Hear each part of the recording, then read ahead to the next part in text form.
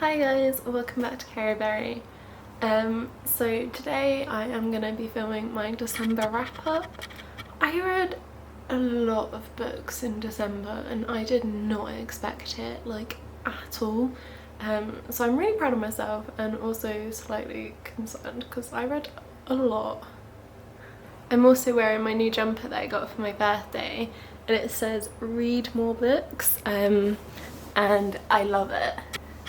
It's from Joni, which is a brand that I've liked for a while now. I got their Golden Girl jumper like a couple of Christmases ago, just for myself because I loved it, and I wore that in one of my recent videos. Which video was it? My most anticipated releases, because I filmed it on my birthday. So yeah, let's get into this. So in December I read 16 books, which is a lot. They're not all big books, to be fair, like some of them are quite short, but I kicked off the month with Gingerbread. Now I talked about this in my November wrap up because I had just started reading it, and I think I said that I just didn't understand it, and I still don't. Like, it was quite beautifully written, but I just did not understand it at all. It was completely lost on me, and for most of the book I just didn't know what was happening. I think the only reason I didn't DNF it was because I wanted to get to 100 books in the year and I wasn't sure if I would. So I kind of forced myself through it, which also didn't help in my enjoyment of it. So yeah, this book just really wasn't for me. I didn't gel with it. I had no idea what was happening.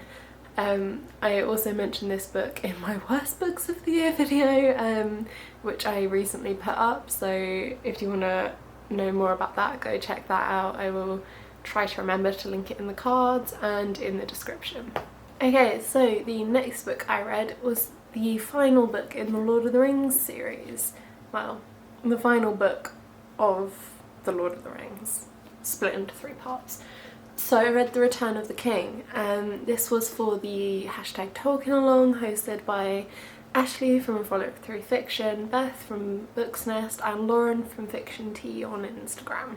So I've actually really enjoyed reading this series. I think if it hadn't been for the Tolkien Along, I probably wouldn't have.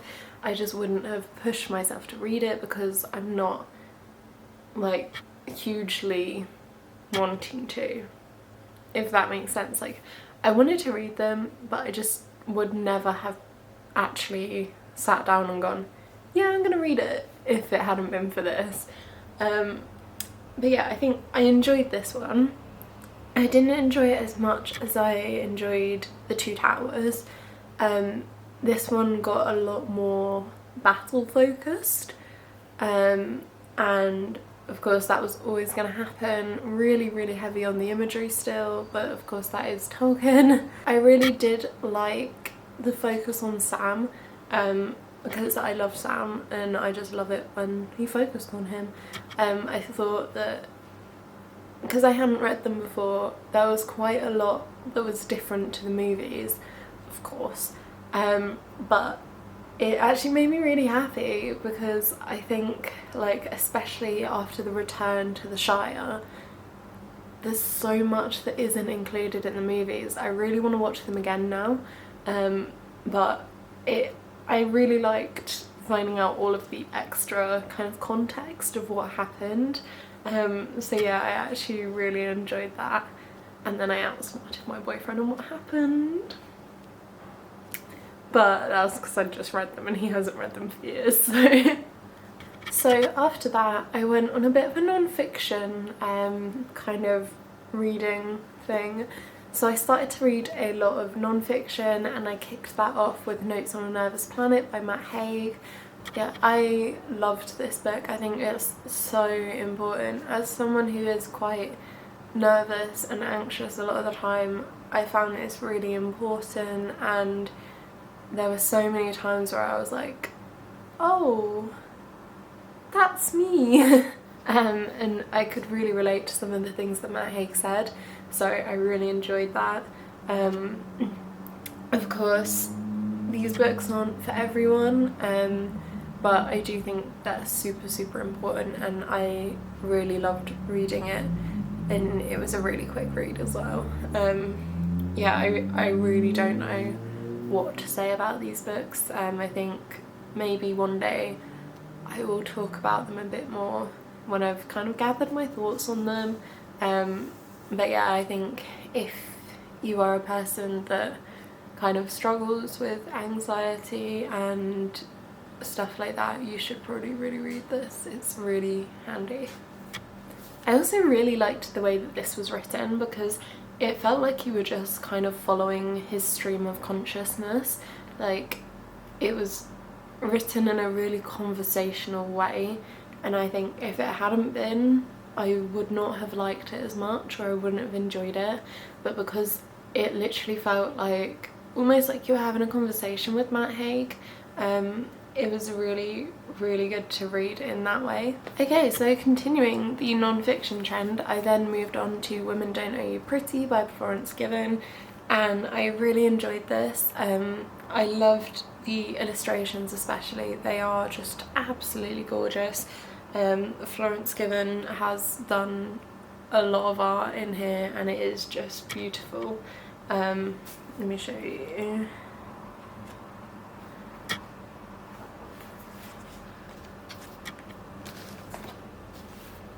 So this is like some of her artwork, and I just love that style. I didn't love all of them, some of them were a bit much for me, but that is just personal taste and nothing against her. Since reading this, I have seen a lot of discourse online about Florence Given, her kind of brand of feminism, and kind of taking that away from black women who pioneered it first. I really don't know too much about that, so I'm not gonna overly speak on it, but Florence Given did actually in the book kind of talk about a lot of the black women that have helped her realise certain things and recommended their books and stuff. But yeah, it's something I definitely need to research more into. And I felt that quite a lot of it was repetitive. There were bits where it was like, I don't know how to say it, but she really did like hammer the point home a lot, but then at the same time I was like, I already know this because you've already said it, and it did feel quite repetitive, but it was kind of like almost like a mantra. But yeah, I enjoyed it, but yeah, I don't think I'll read it again. I think it's one of those books that just ends up on your shelf to look pretty. Like, you read it and it's good, and there were definitely times where I was like, okay, I feel really seen by this, but also I don't know, I just don't think it has much rereadability. So after that I reread The Sunflower by Simon Wiesenthal. I love this book, and I think reading it is so important. I genuinely think if you read any book, it should be this one.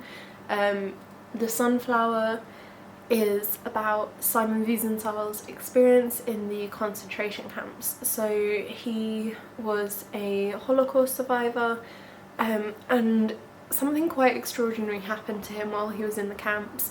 So he, without spoiling it, so the first half of the book is this experience, and then the second half of the book is response papers from ethicists, from theologians, from religious leaders, like from a lot of people. There are response papers about what he should have done, and the first half of the book essentially tells you the story. So he was in camps, and then one day he was transferred to work outside a hospital, and when he gets there, a nurse comes and just goes over towards this group of Jewish people, grabs him and pulls him into the hospital, and he has no idea why. He's really anxious that he is going to die, and then he is brought to the bedside of a dying SS soldier who asks him for forgiveness for all the horrible, horrible crimes he has committed, and he goes into great detail about those crimes. And essentially he just wants forgiveness before he dies. And you get to hear, what Simon Wiesenthal thinks about these. You get to see his actions towards the soldier, and you get to see his decision and how he feels about it afterwards. And of course all of the context around the camps and all of the people he's met in the camp. It's an incredibly moving book, and the responses, although they can be repetitive, because a lot of them say the same kind of things or different things, it's really interesting because you get these responses, and each response I was going, oh no, I think I really agree with that, and then I'd read another one and I'd be like, but actually that's a really good point. And like, you can have some incredible discussions based around this book, and I don't want to say I love it, because I don't think that you can entirely, but I think it's incredibly important, and as an RE teacher I want to use this to bring discussions into my classroom about forgiveness, religion, and different religions and forgiveness, because forgiveness is a very Christian concept, and obviously how that works within Judaism is really interesting. But yeah, I would really recommend this. It's quite a heavy read, but a really important one, and maybe like when you read it you can, like, I read the whole thing, but before, in the past when I've read it, I've read his story and then I've selected response papers that I wanted to read. But honestly, reading them all is really good because you get to kind of hear so many different viewpoints and so many different arguments that are actually really well founded. So yeah, it's a really highly interesting book. I will be recommending this forever. Okay, so the next book is a slightly different.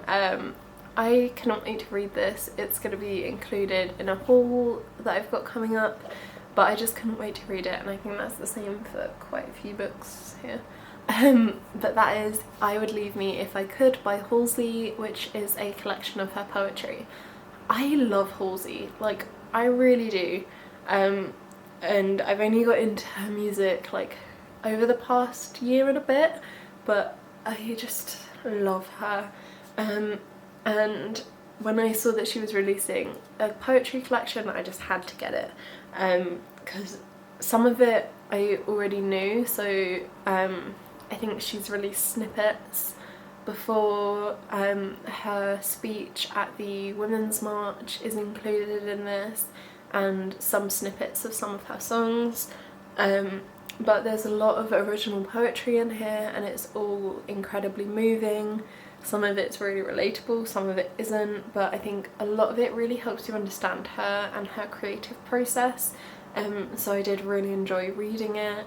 There's so many really lovely quotes in here. Like, I wrote down like 3 or 4 in my journal that I just loved, and I would really recommend this. I'm not a huge poetry buff, I don't know a lot about poetry, it is something that I want to learn more about, but I really like this. But that's no surprise because I really love her music, so who would have thought?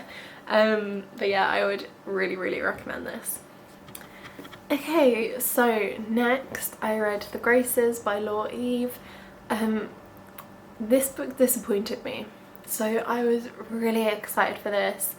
Essentially it's about this family, the Graces, who everyone in the town thinks are witches, and this girl River who tries to befriend them and find out the truth, and is like kind of slightly witchy herself. But yikes. It wasn't a bad book, I really liked the plot, but I hated the characters, and River was literally, I'm not like the other girls, and that was really frustrating. I didn't like the dialogue, and there were some plot holes I found, but in general the plot was really intriguing and I really liked it. I just didn't like the characters, didn't relate to them at all, found them really annoying, and it actually made it quite a struggle to get through, but I found it really quick to read. So yeah, this is also included in my worst books of the year video, so if you want to hear me talk about that more in detail, it will be in the description below. But yeah, it was just disappointing is the only thing. Like, it could have been so much better and that really frustrates me. But yeah, the general witchy vibes though, I loved. I just didn't love the writing at all. Okay, so the next book I read is Reasons to Stay Alive by Hague. I originally started listening, well, I listened to this on audiobook, I think as I was reading The Graces. No, I started reading this on audiobook as I was reading The Switch, which I'll talk about next. But I really loved this. So I found the audiobook through BBC Sounds, which is a free app, and occasionally they have audiobooks on there, and this one was on there. It's been put on there specifically because of the pandemic and people's mental health issues during that, and it was quite short to listen to. It was only about 2.5 hours, I think. I listened to it while I was doing some work and then while I was walking to the shops. So yeah, I think, like what I said about Notes on a Nervous Planet, this is super important, really deeply moving, deeply relatable, and I find it really hard to put into words how I feel about these books because they are so deeply personal to each individual person and to Hague. I think my only criticism of them is that I wasn't fond on the bits where there's the conversations between his future and his past self. So it's like there'll be a bit, like a little chapter where he will talk to his past self, like telling him that he will survive and stuff like that, and it just wasn't for me. But then at the same time I understand why he included them, and I think that these books are more for him than for anyone else. There are some incredible like reasons to stay alive in this, kind of reminders of the little things, of the things that we can quite often kind of glaze past. But yeah, really important book, and luckily just after I finished listening to this on BBC Sounds, I was very kindly gifted it by Readerkins from a Twitter wishlist thread, so thank you. Yeah, I am really glad I got a physical copy of this because I think this is a book, and as is Notes on a Nervous Planet, that I will definitely come back to like when I'm feeling quite low. So yeah, highly important books, would really recommend. And then I read The Switch by Beth. I read that on my Kindle and I loved it. I think it was a perfect, easy, light read. I read it quite quickly. It was a really easy read, and I think that made it really hard to put down. I think I loved the flat share when I read that over the summer. And I think The Switch has a lot more kind of imagery than the flat share, and I really liked that. It was quite easy to predict, like I knew what was going to happen, but I still really enjoyed it. I really liked the characters, it was fun and light-hearted, and yeah, I really enjoyed it. I liked how predictable it was, and it wasn't too predictable. I think that it was written really well, and I was rooting for everyone like during the course of the book, it does touch on some darker themes, as did the Flatshare, but yeah, really, really good, and I really liked all the characters. Okay, so the next book I read on my birthday, and I got it for my birthday in the morning because my boyfriend and his brother were both working all day, and because we were in tier 4 there was nothing I could do for my birthday, not that I would have wanted to anyway, but so I was just on my own all day, kind of like with nothing to do, and my boyfriend knew that would happen. So in the morning when I first woke up, he got me a present, and that was a book, so it could keep me occupied all day because he knows me really well. So he got me Hamnet by Maggie O'Farrell, and this was a really good book. So it tells the story of Hamnet, who is William Shakespeare's son, and it's not a spoiler because it pretty much says so on the blurb, but Hamnet dies, and is the inspiration for the play Hamlet. The book kind of goes into the grief that is felt by both Shakespeare and his wife, and like it's very heavily focused on the grief and the relationships in the family.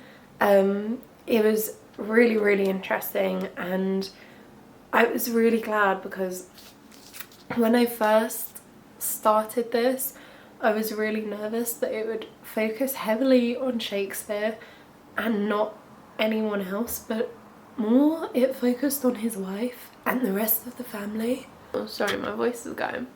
It's not good. Right, so it did tend to focus more on Shakespeare's wife and the rest of the family, and I really liked that. The depiction of grief was really interesting, and it was a really beautiful book, like the imagery of that time period, and it just felt really immersive. It was really sad as well. I didn't cry, but I probably could have. It did surprise me, like, I don't know, like some aspects of it did really surprise me, but it was a beautiful, beautiful book. So it was a tad confusing, and it was quite slow, and it kept jumping between the present, so with Hamnet, and then the past with like Shakespeare and his wife meeting and her life when she was younger, and I really, really loved it. Yeah, it was a beautiful book. I would really, really recommend this, and there were some really, really beautiful quotes in this as well, and yeah, really beautiful. The next book I read was A Man Called Ove by Frederick Backman. I read this because it has been so hyped on Bookstagram, and I just picked it up because it was like 99p on the Kindle, and then read it because I was like, don't know what to read. Oh yeah, I've got this. And I was expecting quite a lot from it because it's so hyped up, but I didn't love it. Like, I rated it 3 stars because it was okay, but I almost DNF'd it quite a bit because it opens up and Ove is a grumpy old man, like a really grumpy old man, and he is quite depressed after the death of his wife, and he is trying to kill himself quite often, like every day, and pretty much every attempt is foiled because there's something that needs to be done in the village and he's the only one who can do it, so he stops his attempt and goes to do it, which is quite nice. Like, there was a lot of opportunity for it, but it was Ove's character that I had the issues with because he was awful. like really horrible. Yeah, so he stereotyped quite a lot when he first met his new neighbours. He immediately started calling them foreigners, which, like, how did he know? Just by looking at them if they were foreigners? Don't quite understand. But yeah, it really bugged me in some places because there was like some racism, some sexism, like probably other things that I kind of missed, but it really annoyed me. And there were some really lovely moments, don't get me wrong, but quite a lot of the time I was like, his character is just unlikable, and I couldn't quite get past that. There wasn't enough kind of redemption for me. I know a lot of people would say that the character was probably just putting up a front and that he was really lovely, and stuff like that, but it didn't quite get there for me. It didn't address some of those issues that I found with it. So yeah, I just didn't love it as much as everyone else did, which was quite sad for me. I was quite disappointed. I should have included that in my worst books of the year video as well. Damn. But I genuinely forgot I read it until now. Until looking through my journal, and I was like, oh yeah, I read that. Ooh. The end did get me though. I got attached. So as much as I didn't like the character, it was written really well and I did get attached by the end and I did cry. But that is just me being weak. So yeah. Okay, so the next book I'm going to talk about isn't technically the next book I read, but you will see why in a second. So the next book I'm going to talk about is 'Twas the Night Shift Before Christmas by Kaye. So I read this on Christmas Eve, just before I found out that I had coronavirus. But this was a really good book. So I read This Is Going to Hurt by Kaye last year and I loved it.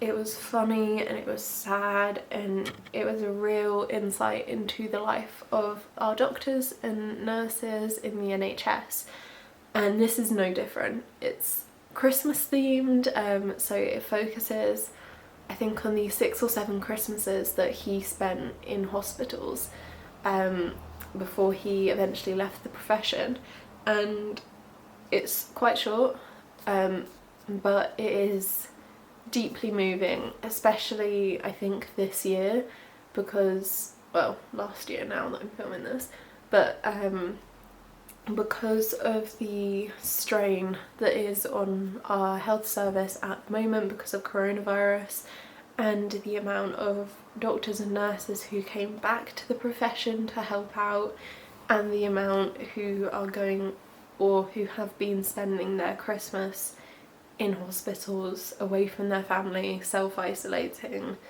and yeah, it was very sad in light of that. And then especially finding out that I had COVID, it really kind of put that into perspective.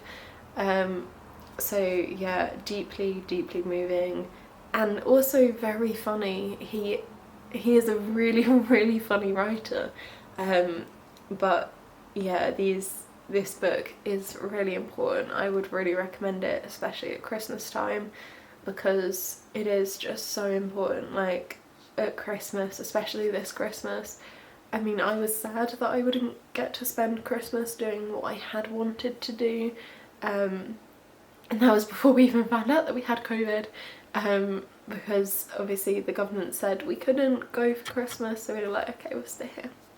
But you do kind of forget about the sacrifices made by the doctors and nurses every single year, like missing out on Christmas with their families, because it's so easy to do. We get wrapped up in our own lives, but this book really brings it home, and especially the naivety of the young doctors. So he did like his first 2 Christmases he was on call, well, he was working, and then the next, like, he was like, oh, I've done 2 Christmases, next Christmas I should be able to have off.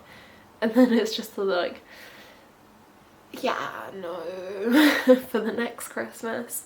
And it doesn't just focus on Christmas Day as well, it kind of focuses on the whole festive period.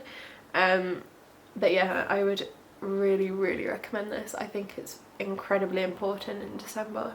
Okay, and the next books I read I will talk about as a series because they are a series, and those are the Percy Jackson series. I have finally read them. I know, round of applause please. It's only taken me however many years. So I am a huge Greek mythology lover, so it's very surprising that I haven't read these bad boys, or hadn't, because I now have. So yeah, I will just hold up this one for now because they are too heavy for me. But I really loved this series. I have done a reading vlog on them, so I will include my thoughts there. But yeah, I did really love this. I just found them so funny, and yeah, I won't go into them too much because obviously my thoughts will be available on the vlog. But yeah, I really loved these, and I would recommend checking the vlog out, even though it's not your typical reading vlog because it was the week I found out I got COVID, so it was a very strange time to vlog. So you kind of see my descent into Christmas and COVID. But yeah, I would recommend checking that out when I eventually upload it, which hopefully should be soon, but I have quite a few videos in my bank now. But yeah, really liked these, and my thoughts will be available soon. Okay, so that is it. Those are the 16 books that I read this month. How? I have no idea. I did finish work on the 11th of December, so I had quite a lot of time to read after that. And then getting COVID, like, I didn't want to do anything, I didn't want to stare at screens, so I did spend quite a lot of my time reading, but then at the same time I then also got so headachy that I couldn't read. But anyway, I was also reading on the train into work when I was still going in, so that did help. But yeah, those are the books that I've read. Let me know down in the comments what your favourite read of December was. Let me know if you've read any of these books and what you thought of them. Let me know if you're excited for my Percy Jackson reading vlog, because I'm excited to edit it. And yeah, just let me know anything. Don't forget to like the video, and obviously comment. Maybe comment a Christmas tree if you've got this far. And then, because I'm about to take this down and I'm very sad. Yeah, and then also don't forget to subscribe to me if you haven't already, or if you're new around here. I've got a lot of videos planned for the coming year that I'm very excited about. And yeah, I think that's it. I can't think of anything else to say. No, I think I've covered everything. But yeah, I will see you in the next one, guys. Bye.